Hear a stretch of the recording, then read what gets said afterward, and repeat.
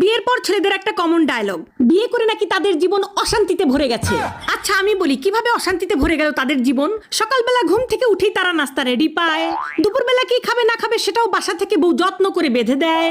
তারপর সন্ধ্যার সময় যখন আপনারা কাজ শেষ করে বাড়িতে আসবেন, আপনারা যখন ফোন করে বলেন যে আমি আসতেছি, তখন আপনাদের জন্য আমরা ঘর বাড়ি সুন্দর করে পরিপাটি করে গুছিয়ে রাখি। কেন?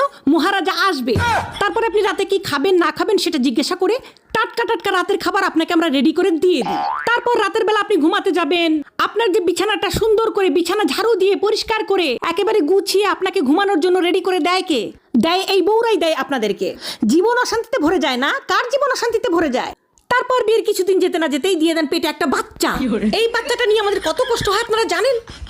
সেই বাচ্চা পেটের মধ্যে 9 মাস কে পালে? আপনি পালেন? আপনারা তো খুব ফুর্তিতে বাচ্চাটা দিয়ে দিয়েছেন, কিন্তু সেই বাচ্চা আমরা পেটের মধ্যে 9 মাস পালি। পেলে সেই বাচ্চাটাকে ছোট থেকে বড় করি আমরা।